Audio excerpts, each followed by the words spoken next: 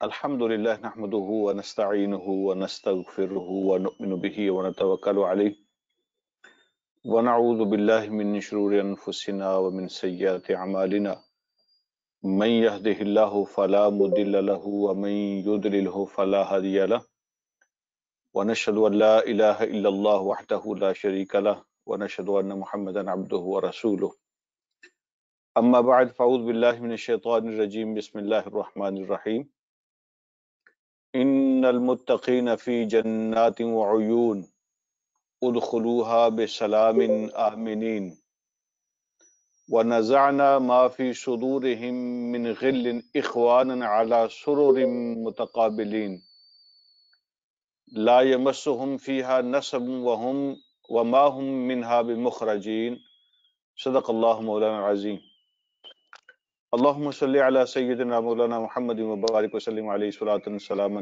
کثیرا کثیرا۔ قابل احترام، قابل عزت میرے بھائیوں، قابل احترام اسلامی مائیں اور بہنیں، السلام علیکم ورحمۃ اللہ وبرکاتہ۔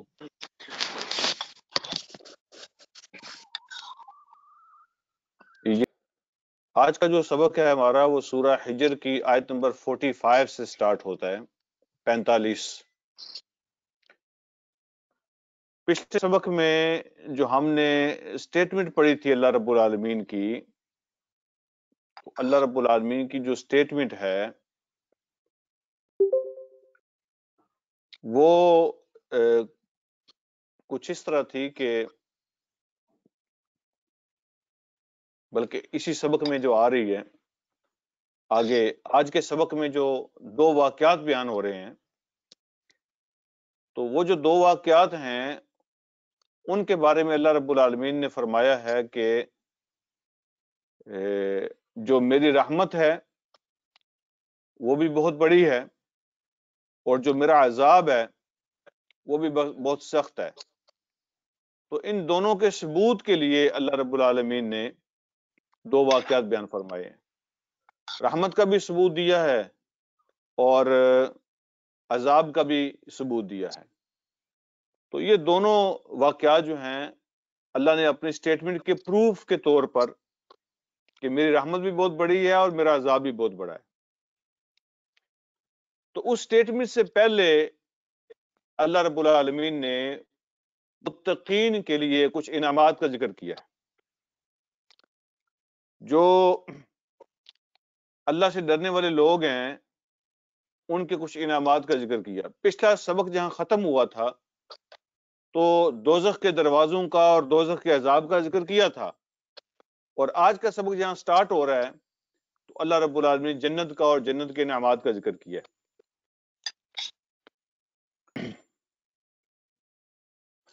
تو اللہ رب العالمین فرماتے ہیں ان المتقین فی جنات وعیون، ان المتقین فی جنات وعیون، بے شک تقوی والے لوگ وہ باغات میں ہوں گے اور چشموں میں ہوں گے۔ تو باغات اور چشمے ان کو نصیب ہوں گے جو تقوی والے ہیں۔ تو یہ متقی کون ہوتے ہیں؟ پہلا سوال تو یہ ہے، متقی کون ہیں جن کو اللہ رب العالمین نے باغات اور چشموں کی خوشخبری سنائی ہے؟ تو متقی اس کو کہتے ہیں کہ جو ہر کام کرنے سے پہلے دیکھتا ہے کہ اس کام کرنے سے میرا رب تو ناراض نہیں ہوتا۔ تو کوئی کام کرنا یا نہ کرنا اس سے پہلے وہ رب کی رضا اور ناراضگی کو چیک کرتا ہے، اس کو کہتے ہیں متقی، یعنی رب کی ناراضگی سے بچنے والا۔ متقی کا معنی ہوتا ہے بچنے والا، تو اللہ کی ناراضگی سے بچنے والا، اللہ کے عذاب سے بچنے کی کوشش کرنے والا۔ تو جس کو ہر کام کرنے سے پہلے یہ فکر ہوتی ہے کہ میرے اس کام سے میرا رب تو ناراض نہیں ہوتا، اور اللہ کی ناراضگی سے بچنے کے لیے وہ اس کام کو چھوڑ دیتا ہے اگر وہ ناراضگی والا ہو، اس کو متقی کہتے ہیں۔ تو ایسے جو لوگ ہیں ان کے بارے میں اللہ نے فرمایا کہ جو یہ دیکھتے ہیں ہر کام کرنے سے پہلے کہ اس میں رب ناراض ہے یا راضی ہے، تو ان کے لیے اللہ کی طرف سے باغات ہیں اور چشمے ہیں، اور ان کو حکم دیا جائے گا، اعلان کیا جائے گا، ادخلوها بسلام آمنین، داخل ہو جاؤ ان باغات کے اندر سلامتی کے ساتھ اور امن کے ساتھ۔ امن اور سلامتی یہ جنت کی خاص صفتوں میں سے دو صفتیں ہیں۔ جنت کا جو ماحول ہوگا، اس ماحول میں سب سے زیادہ جس چیز کی چھاپ ہوگی وہ سکون ہے، ہر لحاظ سے سلامتی ہے، مینٹل فزیکل ہر لحاظ سے پرسکون جگہ، اور وہاں امن قائم ہوگا۔ کوئی ایسی بات، کوئی ایسا کام جس سے بندہ ہرٹ ہوتا ہو، وہ ڈسٹرب ہوتا ہو، اس کو تکلیف پہنچے، اس کو پریشانی ہو جائے، ایسا کوئی کام، کوئی سین وہاں نہیں ہوگا، کوئی گفتگو، کوئی بات وہاں نہیں ہوگی، ایسے الفاظ بھی وہاں نہیں ہوں گے جس سے انسان دکھ محسوس کرتا ہو۔ تو اللہ رب العالمین نے جنت کی جو خاص دو صفتیں بیان فرمائی ہیں وہ یہ ہے کہ سلامتی والی اور امن والی ہوگی۔ تو اللہ پاک فرماتے ہیں اس کے اندر داخل ہو جاؤ۔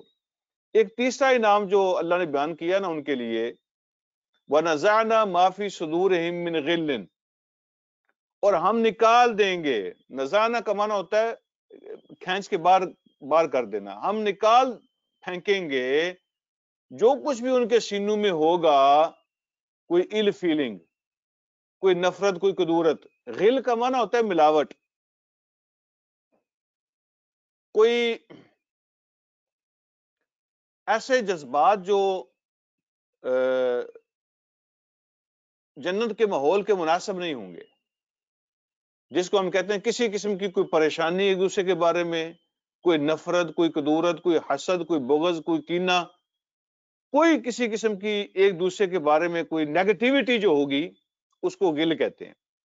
اللہ فرماتے ہیں ہم ان کے سینوں سے، یعنی ان کے دلوں سے ہر قسم کی نفرت و کدورت کو نکال دیں گے۔ جنت میں جانے سے پہلے اللہ رب العالمین یہ انتظام کریں گے۔ داخلہ جنت میں تب ہوگا جنتیوں کا جب ان کے دل بالکل صاف ہوں گے۔ تو یہ آیت ہمیں بتاتی ہے کہ جو دوسروں سے نفرت نہیں کرتا اور دل اپنا صاف رکھتا ہے، یہ جنتی آدمی کی نشانی ہوتی ہے۔ دل کا صاف ہونا یہ جنتی آدمی کی نشانی ہے۔ اور جنت کا ماحول ہوگا کہ وہاں دل کے اندر کوئی بات نہیں دوسرے کے بارے میں ہوگی۔ اور اللہ فرماتے ہیں اخوانن، وہ ایک دوسرے کے بھائی ہوں گے، اعلیٰ سرورن، اور تختوں پر بیٹھے ہوں گے۔ تخت جو ہوتے ہیں نا، مسند، تخت، تخیے لگے ہوں گے، تو وہاں یہ سرورن یہ سریر کی جمع ہے۔ تو سریر کا معنی ہوتا ہے بیڈ، پلنگ یا چارپائی، تو اسی کا مطلب تخت بھی ہے جس کے اوپر کوئی بادشاہ قسم کے لوگ بیٹھتے ہیں۔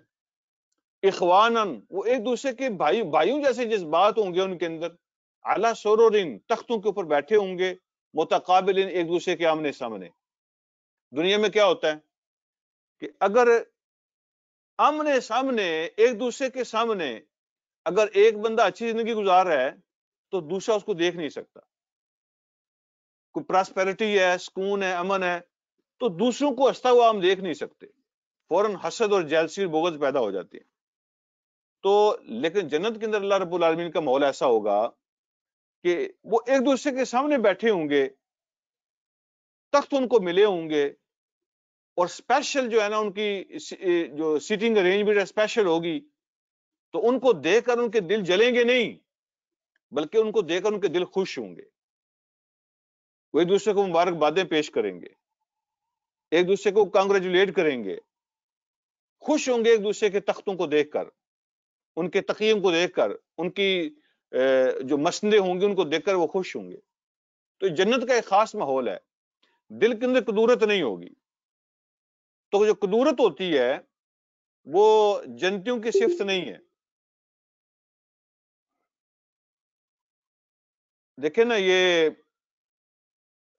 نبی علیہ الصلوۃ والسلام کے زمانے میں بھی حضور علیہ الصلوۃ والسلام نے ایک مرتبہ ایک خاص مجلس میں اپنے بیٹھے ہوئے ساتھ صحابہ سے فرمایا کہ ابھی جو بندہ داخل ہوگا نا تو وہ جنتی ہے. اگر کسی نے جنتی کو دیکھنا ہو تو ابھی جو داخل ہوگا اس کو دیکھ لو. لوگ دروازے کو دیکھنے لگے. تھوڑی دیر کے بعد ایک عام سا صحابی داخل ہوا تو لوگ حیران رہ گئے ان کو دیکھ کر کہ ان کے بارے میں نبی علیہ الصلوۃ والسلام نے اتنی بڑی خوشخبری سنائی ہے. تو حضرت عبداللہ بن عمر بن عاص ہیں رضی اللہ تعالیٰ عنہما, حضرت عبداللہ بن عمر بن عاص, ان کو تجسس ہوا. ہوتی ہے نا بعض کو خبر سن کے کیوریسٹی ہوتی ہے آپ کے اندر کہ میں جانوں کہ یہ ایسا کیوں ہے یہ. تو جب مجلس ختم ہوئی, عبداللہ بن عمر بن عاص رضی اللہ تعالیٰ عنہما نے وہ بزرگوں سے ریکویسٹ کی کہ میں آپ کے ساتھ جانا چاہتا ہوں. تو کہا بھتیجے ویلکم. ان کے ساتھ گئے, کہا آج رات آپ کے پاس ٹھہروں گا. ان کا کوئی موسٹ ویلکم. جو کچھ بھی خدمت تھی انہوں نے کی, رات کو بستر دیا. حضرت عبداللہ بن عمر بن عاص جو ہیں اپنے منہ کے اوپر چادر لے کر لیٹ گئے, سوئے نہیں, لیکن وہ دیکھ رہے تھے کہ ابھی انتظار کر رہے تھے کہ ابھی آدھی رات ہوتی ہے تو یہ اٹھیں گے, پتہ نہیں کوئی خاص عمل کریں گے. تو وہ نہیں اٹھے, وہ سوئے رہے. اور پھر سوچا ابھی سحری ہونے والی ہے کہ اٹھیں گے, کوئی خاص عمل کریں گے, وہ سوئے رہے. جب فجر کی اذانیں ہوئیں تو عبداللہ بن عمر بھی اٹھے اور ان کو بھی اٹھایا اور دونوں نے فجر پڑھی. تو کہا میں ایک رات اور ٹھہر سکتا ہوں. کہا بالکل ٹھہر سکتے ہیں. ایک رات اور ٹھہرے, پھر بھی کوئی بات نظر نہیں آئی. تیسری رات پھر ٹھہرے, پھر بھی کوئی خاص کام نظر نہیں آیا. تو وہ پھر بول پڑے اور کہنے لگے کہ اصل میں 3 راتوں سے میں کسی خاص چیز کی تلاش میں ہوں. آپ کے مجلس میں آنے سے پہلے نبی علیہ الصلوۃ والسلام نے اتنی بڑی خوشخبری سنائی آپ کے بارے میں. میں دیکھنا چاہتا تھا کہ کوئی خاص کام آپ کرتے ہیں جس کی وجہ سے اتنی بڑی خوشخبری نبی علیہ الصلوۃ والسلام کی زبان مبارک سے آپ کو ملی ہے. تو وہ سوچ میں پڑ گئے اور پھر کہنے لگے کوئی ایسا کوئی خاص عمل تو مجھے نظر نہیں آتا, لیکن میری ایک عادت ہے کہ میں رات کو سونے سے پہلے اپنا دل صاف کر کے سوتا ہوں. کسی مسلمان کے بارے میں اپنے دل میں بوجھ اور ایل فیلنگ رکھ کے نہیں سوتا. کسی سے کچھ ہو بھی جائے نا میرے معاملے میں, کوئی زیادتی بھی کر دے تو سونے سے پہلے میں اس کو معاف کر کے اپنے دل کو صاف کر کے سوتا ہوں. تو عبداللہ بن عمر کہنے لگے کہ یہی ہے وہ, بالکل یہی وہ چیز ہے جس کی وجہ سے حضور علیہ الصلوۃ والسلام نے اتنی بڑی خوشخبری آپ کو سنائی ہے, آپ کو جنت کی بشارت دی ہے زندگی کے اندر ہی. تو کہنے کا مطلب یہ ہے کہ دلوں کا صاف ہونا یہ جنتیوں کی نشانی اور علامت ہے. اللہ رب العالمین نے ارشاد فرماتے ہیں وَنَزَعْنَا مَا فِي صُدُورِهِم مِّنْ غِلٍّ, ان کے دلوں کے اندر سے جو کھوٹ کو کدورت کو, یہ دنیا کا حصہ ہے بلکہ دنیا کا خاصہ ہے. یہاں بندے کے جذبات و فیلنگ ایک جیسے نہیں رہتی. ایسا بھی ہوتا ہے کہ ایک وقت میں آپ جس شخص سے بڑی محبت کرتے ہیں اسی شخص کے بارے میں کسی اور وقت میں کسی اور ٹائم پہ کچھ عرصے کے بعد آپ کے دل میں آپ کے خیالات بدل جاتے ہیں, اور جس سے آپ نفرت کرتے ہیں بعد میں اس سے محبت ہو جاتی ہے. خیالات انسان کے بدلتے رہتے ہیں, جذبات بدلتے رہتے ہیں, دل جو ہے نا وہ پھرتا رہتا ہے. لیکن یہ بڑی ہمت کا کام ہوتا ہے, بڑی ہمت کا کام ہوتا ہے, بہت بڑی ہمت کا کام ہوتا ہے اگر کوئی اپنے آپ کو لائٹ رکھے اور اپنے دل کو صاف رکھے. جو ہو گیا تو وہ تو ہو گیا, اب وہ واپس نہیں آ سکتا. تو لوگوں کو ان کی غلطیاں معاف کرتا رہے اور اپنے دل کو صاف رکھنا یہ جنتیوں کی نشانی ہے. تو اللہ فرماتے ہیں جنت ایک ایسا مقام ہوگا کہ وہاں کوئی کدورت, کوئی نفرت, کوئی ایل فیلنگ, کوئی حسد, کوئی بغض, کوئی غصہ نہیں ہوگا کسی کے بارے میں. ہر کوئی ایک دوسرے کے بارے میں نیک جذبات اور خواہشات کا اظہار کرے گا. اور کیا کہے گا آپ دیکھیں ذرا اگلی آیت میں اللہ رب العالمین کیا فرماتے ہیں. تو اللہ نے فرمایا کہ وَنَزَعْنَا مَا فِي صُدُورِهِم مِّنْ غِلٍّ, ہم ان کے دلوں سے ہر قسم کی کدورت اور کھوٹ کو نکال بار کریں گے. اور پھر اور کیا ہوگا, پھر اللہ رب العالمین نے ارشاد فرماتے ہیں اخواناً علی سرر متقابلین, بھائی بن کر وہ تختوں پر ایک دوسرے کے سامنے بیٹھے ہوں گے. لا یمسہم فیہا نصب, اور وہاں کوئی مشقت, کوئی تکلیف, کوئی تنگی ان کو چھو کر بھی نہیں گزرے گی. نصب کا معنی ہوتا ہے تھکاوٹ, کوئی دکھ, کوئی تکلیف, کوئی فزیکل پریشانی, کوئی مینٹل کوئی مسئلہ, کوئی مینٹلی بندہ اپسیٹ ہو جائے, کوئی فزیکلی کوئی تھکاوٹ ہو, تکلیف ہو, کوئی ایسی چیز. لا یمسہم, چھو کر بھی نہیں گزرے گی ان کو فیا ان باغات کے اندر نصبن کوئی تکلیف، ولا ہم منہا بمخرجین اور نہ ان کو وہاں سے نکالا جائے گا، نہ ہی وہاں سے وہ نکالے جائیں گے، نہ ان کو وہاں کوئی تکلیف ہوگی۔ اب جو تکلیف کا لفظ ہے، نصب کا لفظ، یہ صرف جسمانی تکلیف نہیں ہے، وہاں تو کوئی مشقت ہوگی نہیں، کوئی عمل ہوگا ہی نہیں، کوئی عمل تو ہوگا ہی نہیں، وہ تو انجوائے کی جگہ ہے۔ جنت جو ہے وہ عمل کی دنیا نہیں ہے، وہ تو عمل کا نتیجہ لینے کی دنیا ہے، وہ تو عملوں کے بدلے میں موج کرنے کی اور عیش کرنے کی زندگی ہوگی نا، تو وہاں تو کوئی عمل تو ہے نہیں وہاں پہ کسی قسم کا، لیکن کوئی ایسا لفظ بھی نہیں ہوگا، کوئی ایسا سین نہیں ہوگا، کوئی ایسی فیلنگز نہیں ہوں گی جس سے بندہ اپنے آپ میں کوئی تکلیف محسوس کرے۔ تو جس چیز کو بھی، کوئی بھی چیز جو آپ کے دل کے لیے، آپ کی آنکھوں کے لیے، آپ کے جسم کے لیے، آپ کے دماغ کے لیے کوئی پریشانی پیدا کر سکتی ہو، ایسی کوئی چیز وہاں نہیں ہوگی، کوئی بھی چیز ایسی وہاں نہیں ہوگی۔ اللہ فرماتے ہیں جنت کے اندر لا یمسہم فیہا نصب، کوئی تکلیف ان کو چھو کر نہیں گزرے گی، وما ہم منہا بمخرجین اور وہ وہاں سے نکالے بھی نہیں جائیں گے۔ ہوتا ہے نا بندے کا جی بھر جاتا ہے، کہتا ہے میں تو ایک ہی جگہ رہ کے تھک گیا ہوں، تو اب جگہ چینج کرنی چاہیے، یہ بھی انسانی نیچر ہے۔ یا کوئی کہہ دیتا ہے کہ یہ گھر خالی کرو بھائی مجھے چاہیے، یا یہاں سے نکلو بھائی کسی اور جگہ جاؤ۔ تو اللہ رب العالمین نے ایسا انتظام کیا ہوگا کہ جہاں وہ رہتے ہوں گے ہر دفعہ نئے سین ان کے سامنے آئیں گے، نئی چیزیں کھانے پینے کے لیے ان کے سامنے آئیں گی، تو وہ کوئی ایسا نہیں ہوگا وہاں بوریت ہو جائے، وہاں بندہ نکلنے کو بندے کا دل کرے، ایسا نہیں ہوگا، اور نہ ہی وہاں سے کوئی ان کو نکالے گا، تو ایسی کوئی صورت وہاں نہیں ہوگی۔ اب وہ سٹیٹمنٹ ہے جس کا میں ذکر کر رہا تھا کہ اللہ رب العالمین نے بہت بڑی سٹیٹمنٹ دی ہے، اور اللہ نے خاص ایک اعلان فرمایا ہے، اور اس کے بعد پھر اس کے پروف پیش کیے ہیں۔ وہ سٹیٹمنٹ یہ ہے، نبئ عبادی انی انا الغفور الرحیم، میرے بندوں کو بتا دیں، نبئ کا معنی ہوتا ہے ان کو خبر دے دیں۔ یہ جو نبی کا لفظ ہے نا وہ بھی اسی سے بنا ہے، یہ نبا ان سے بنا ہے، نبا ان کا معنی ہوتا ہے خبر، اور نبی کہتے ہیں خبر دینے والے کو، تو اسی سے یہ امر کا صیغہ ہے، حکم ہے، نبئ عبادی، میرے بندوں کو خبر دے دیں، اعلان کر دیں، انی انا الغفور الرحیم، کہ بے شک میں ہی ہوں جو بخشنے والا ہوں، رحم کرنے والا ہوں۔ کسی کو رحم چاہیے، کسی کو بخشش چاہیے، میرے پاس آؤ، اعلان کر کے بتاؤ میرے بندوں کو کہ میں ہی ہوں بخشنے والا اور رحم کرنے والا۔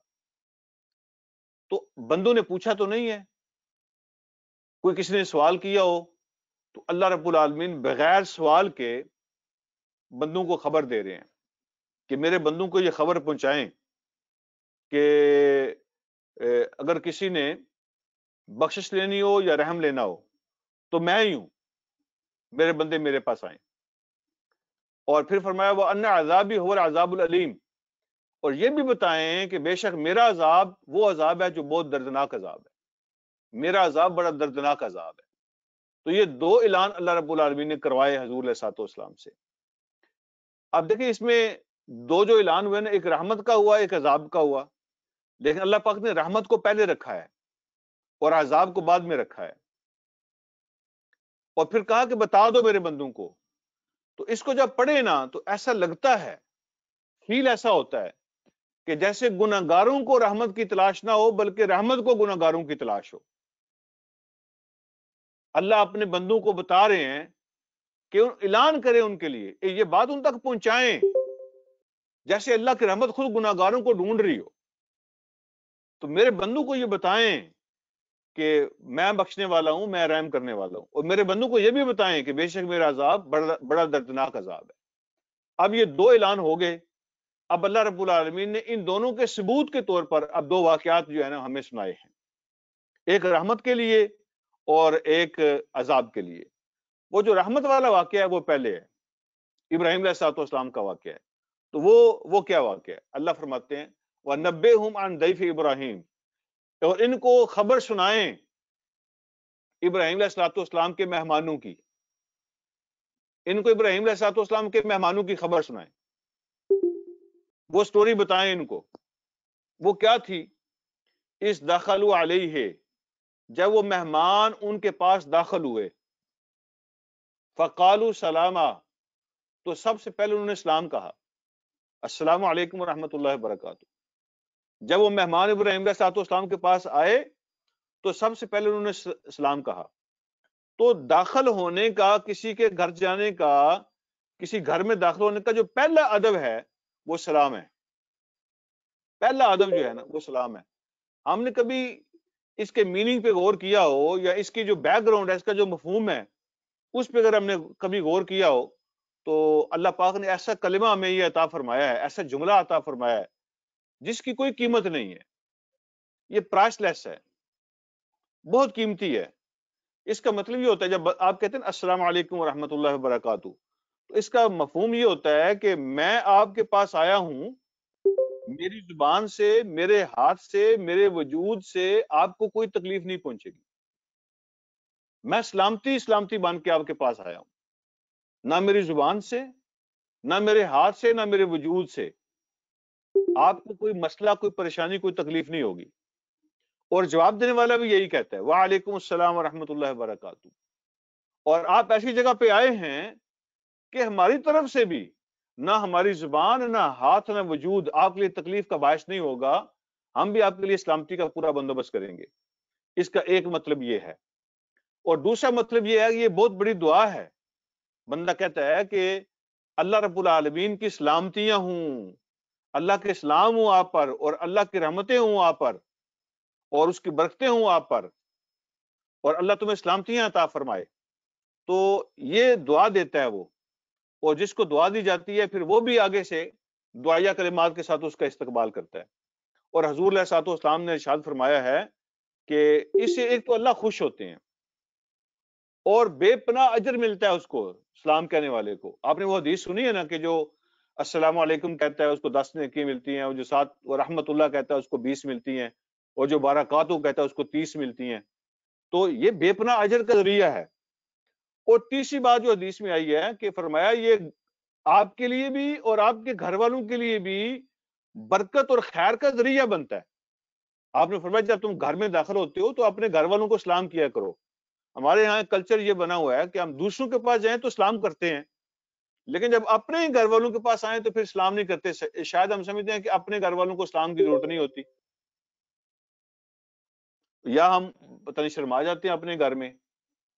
تو نبی علیہ الصلوۃ والسلام نے ارشاد فرمایا جب تم گھر میں داخل ہو تو گھر والوں کو سلام کیا کرو، یہ گھر والوں کے لیے بھی اور گھر کے لیے بھی خیر و برکت کا ذریعہ ہیں۔ اللہ تیرے گھر میں بھی اور گھر والوں میں بھی خیر و برکت عطا فرماتے ہیں۔ اس لیے جب بھی اپنے گھر میں بھی داخل ہوں تو سلام کرنا چاہیے۔ تو فرشتے جب داخل ہوئے ابراہیم علیہ السلام کے پاس تو پہلا کام انہوں نے یہ کیا کہ انہوں نے سلام کیا۔ تو ابراہیم علیہ السلام پہچانتے نہیں تھے۔ بہرحال دوسری جگہ پہ آپ نے یہ واقعہ پڑھا ہوگا یا سنا ہوگا کہ جب آئے ہیں تو پہچانتے تو نہیں تھے ان کو، لیکن مہمان ہیں تو اپنے کلچر کے مطابق جو کچھ اویلیبل تھا، بچڑے کا گوشت، وہ ان کے سامنے پیش کیا، کھانا ان کے لیے تیار کیا گیا۔ اور جب کھانا ان کے سامنے رکھا گیا تو وہ کھانا کھا نہیں رہے تھے۔ تو جو کوئی مہمان کسی کے گھر سے کھانا نہیں کھاتا تھا اس زمانے میں بھی، تو اس سے خطرہ محسوس ہوتا تھا۔ اور رواج یہ تھا کہ جب کسی کے گھر کا نمک پانی کھانا کھا لیں تو پھر اس گھر والے کے ساتھ کچھ زیادتی کرنا، کوئی بددیانتی کرنا، کوئی خیانت کرنا، کوئی نقصان پہنچانا، اس کو بہت بڑی نمک حرامی سمجھا جاتا تھا کہ جس کے گھر کا نمک کھایا اسی کے ساتھ زیادتی کریں، اس کو نقصان پہنچائیں، اس کے لیے تکلیف کا باعث بنے۔ تو جب کوئی کھانا نہیں کھاتا تھا یا پانی نہیں پیتا تھا کسی گھر کا تو اس سے خطرہ محسوس ہوتا تھا کہ یہ میرے گھر کا پانی کھانا نہیں کھا رہا ہے کہ کوئی گڑبڑ ہے۔ تو جب انہوں نے کھانا نہیں کھایا تو ابراہیم علیہ السلام کو خطرہ محسوس ہوا کہ یہ کیسے مہمان ہیں، ہم نے خاطر کرنے کی کوشش کی ہے، یہ کھانا پینا نہیں لے رہے ہیں۔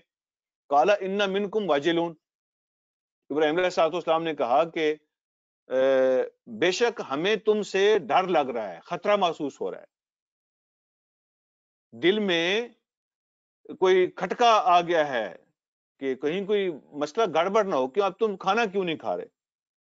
تو انہوں نے جواب کیا دیا، مہمانوں نے کیا کہا، قالوا لا توجل، کہا کہ آپ ہم سے خطرہ محسوس نہ کریں، کوئی پریشانی والی بات نہیں ہے۔ پھر انہوں نے بتایا انا نبشرک بغلام علیم، ہم تو آپ کو خوشخبری دینے آئے ہیں ایک بیٹے کی جو علم والا ہوگا، دانشمند، وزڈم والا. تو ایک علم والا، سمجھدار، ذہین، علیم بیٹا، اس کی ہم تمہیں خوشخبری دینے آئے ہیں. تو یہ اسحاق علیہ السلام کی خوشخبری ہے. آلریڈی ابراہیم علیہ السلام کے پاس اسماعیل ہیں. جب حضرت اسماعیل ہی پیدا ہوئے ہیں اس وقت بھی ابراہیم علیہ السلام تو یعنی کوئی 88-90 سال کے تھے. اور اب جو 13-14 سال گزر چکے ہیں، اب تو وہ 100 کے قریب ہیں. تو اب تو اور زیادہ چانس نہیں ہے بیٹا پیدا ہونے کے. تو جب خوشخبری سنی تو قالا، تو ابراہیم علیہ السلام فرمانے لگے ابشرتمونی علی ام مسنی الکبر، تم مجھے خوشخبری دے رہے ہو اس حال میں کہ میں بڑھاپے کی سٹیج پہ پہنچا ہوا ہوں. بڑھاپے کی سٹیج پہ مجھے خوشخبری دے رہے ہو. تو پھر کہا فبما تبشرون، تو یہ کیسی خوشخبری ہے جو تم مجھے دے رہے ہو. تو جب آپ پڑھتے ہیں نا یہ، تو اس سے محسوس ہوتا ہے کہ شاید ابراہیم علیہ السلام اعتراض کر رہے ہیں یا کوئی انکار کر رہے ہیں کہ ایسا ہو نہیں سکتا، تم مجھے کیسے یہ خوشخبری دے سکتے ہو. یہ نہ تو اعتراض ہے نہ انکار ہے، یہ تجسس اس کو کہتے ہیں. تجسس کہ بندہ جو ہے نا، جب چانس نہیں ہوتے تو وہ پوچھنا چاہتے ہیں کہ ایسا ہوگا کیسے. جیسے ہم نے پہلے پارے میں پڑھا تھا نا، ابراہیم علیہ السلام نے اللہ سے پوچھا کہ آپ مردوں کو کیسے زندہ کریں گے. تو وہ تسلی کرنا چاہتے تھے کہ ہوگا کیسے. تو یہی سوال یہاں بھی ہوا کہ یہ کیسے ہوگا. یعنی اس سے پہلے جو مجھے اسماعیل ملا وہ بھی بڑھاپے میں ملا، لیکن اب تو اس سے بھی 14 سال بعد کی بات آپ کر رہے ہیں، تو اب یہ کیسے ہوگا. تو یعنی تجسس کے لیے یہ کہا کہ فبما تبشرون، یہ کس قسم کی خوشخبری ہے جو تم مجھے اب یہاں دے رہے ہو. قالوا بشرناک بالحق، انہوں نے کہا کہ ہاں ہم آپ کو بالکل سچی بات کی خوشخبری دے رہے ہیں، یعنی یہ مذاق نہیں ہے. بالحق کا معنی ہے حقیقت. حقیقت، ہم آپ کو حقیقت بتا رہے ہیں اور ایسا ہی ہوگا. بالکل سچ مچ آپ کو خوشخبری دے رہے ہیں اور ایسا ہونے جا رہا ہے. ہم کوئی یعنی کسی اخبار کی، کسی ڈائجسٹ کی، کوئی ٹی وی کے نمائندے نہیں ہیں، ہم اللہ کی طرف سے آئے ہیں اور ہم آپ کو بالکل سچی خوشخبری دے رہے ہیں. ایسا ہوگا. فلا تکن من القانتین، لہذا اپنے دل میں مایوسی مت لائیں. آپ ان لوگوں میں سے نہ ہو جائیں جو نا امید اور مایوس ہوتے ہیں. قانتین کا معنی ہوتا ہے جو مایوس ہوتے ہیں، جو سمجھتے ہیں کہ ایسا ہو نہیں سکتا. تو آپ ایسے نہ بنیں جو مایوس لوگوں کے دل میں خیالات آتے ہیں، تو اس طرح کے خیالات نہ لائیں. تو فوراً جواب دیا قال من یقنط من رحمت اللہ، اللہ کی رحمت، من رحمت رب ہی، اللہ کی رحمت سے مایوس کون ہوتا ہے؟ میں کوئی رحمت اللہ کی مایوس نہیں ہوں. ومن یقنط من رحمت ربہ الا الضالون، تو گمراہ لوگوں کے سوا، بد راہ لوگوں کے سوا، مس گائیڈڈ لوگوں کے سوا اللہ کی رحمت سے مایوس کون ہو سکتا ہے؟ تو میرا سوال مایوسی کی وجہ سے نہیں ہے، میرا سوال تو کلیئرٹی کے لیے ہے، تجسس کے لیے ہے. میں فردر وضاحت چاہتا ہوں کہ ایسا ہوگا کیسے. تو میں مایوس نہیں ہوں. مایوس تو گمراہ لوگ ہوتے ہیں اپنے رب کی رحمت سے، تو میں ان میں شامل نہیں ہوں، میں گمراہ نہیں ہوں، میں مایوس نہیں ہوں. تو پھر جب یہ بات ہو گئی خوشخبری، تو ہر سمجھدار آدمی سمجھ جاتا ہے. میں ویسے مثال کے طور پہ آپ سے بات عرض کر رہا ہوں کہ کوئی آدمی آپ کے گھر آتا ہے کسی شادی کا کارڈ دینے کے لیے، ٹھیک ہے، شادی ہے کسی کی یا کسی کی کوئی پارٹی ہے، کوئی آپ کو اچھی خبر دینے کے لیے، کوئی کارڈ دینے کے لیے بندہ آتا ہے. تو ایک بندہ ہو نا، یا اس کے ساتھ کچھ چلو 2 ہو جائیں، کمپنی کے لیے دوسرا بندہ بھی ساتھ ہے، تو آپ سمجھتے ہیں کہ یہ نارمل ہے، ٹھیک ہے. تو وہ مجھے خوشی کی خبر اور کارڈ دینے آیا ہے، 2 بندے ہیں، ٹھیک ہے. لیکن اگر 10-12 بندے ہوں، 15 بندے ہوں، گروپ ہو پورا، تو یہ ایکسٹرا آرڈنری ہے، یہ نارمل نہیں ہوتا. تو آپ پوچھتے ضرور ہیں بھائی اگر شادی کا کارڈ ہی دینا تھا تو 15 بندے کیوں آئے ہیں؟ تو سوال تو بنتا ہے نا. اب ابراہیم علیہ السلام کے ان کے جو معاملے کی بات تھی وہ ختم ہو گئی تھی. یعنی اللہ رب العالمین نے وہ جو بیان کیا تھا نا، میری رحمت بہت بڑی ہے، تو یہ اس کا واقعہ سنایا کہ مجھے وہ اسباب نہیں چاہیے ہوتے، مجھے عمر بھی نہیں چاہیے ہوتی، مجھے طاقت نہیں چاہیے ہوتی کہ کوئی بندہ بوڑھا ہے، طاقتور ہے، اس کی ہڈیوں میں کوئی چیز ہے کہ نہیں ہے. جب میں اپنی رحمت دیتا ہوں تو میری رحمت بہت بڑی ہے، مجھے اس باب کی ضرورت نہیں ہوتی، میں جب چاہوں دے دیتا ہوں۔ تو یہ اللہ رب العالمین نے اپنی رحمت کے ثبوت کا واقعہ سنایا ہے۔ اب یہیں سے آگے اللہ کے عذاب کی بات شروع ہو گئی ہے۔ تو ابراہیم علیہ السلام کو جب خوشخبری والی بات پہنچ گئی تو کہا ہاں ٹھیک ہے، اگر تم مجھے بیٹے کی خوشخبری سنانے آئے تھے اور تم اللہ کے فرشتے ہو اس لیے کھانا نہیں کھا رہے ہو، انہوں نے بتایا کہ ہم کھانا نہیں کھائیں گے کیونکہ ہم تو کھانا کھاتے نہیں ہیں۔ تو کہا اگر خوشخبری دینے آئے ہو تو ایک آتا، دو آتے، تین آتے، یہ اکٹھے ہی 2 درجن 15-20 فرشتے آگے ہیں، تو یہ مجھے معاملہ کو صرف خوشخبری کا نہیں لگتا، یہ تو کوئی ایکسٹرا آرڈنری بات ہے، یہ تو صرف ایسے نہیں ہے۔ تو اس کے علاوہ جو بات ہے وہ بھی مجھے بتاؤ۔ قال فما خطبکم ایھا المرسلون، اے پیغام لانے والو، اے بھیجے گئے فرشتوں، مرسلون کا معنی ہوتا ہے جو بھیجے گئے ہیں، اے بھیجے گئے فرشتوں مجھے بتاؤ اصل معاملہ کیا ہے، تمہارا اصل معاملہ کیا ہے وہ بھی بتاؤ۔ اب خوشخبری کے لیے اتنے فرشتے تو آتے نہیں ہیں، یہ تو غیر معمولی ہے۔ تو سیانے بندے جو ہے نا پھر وہ بات کو اسے اندازہ لگا لیتے ہیں۔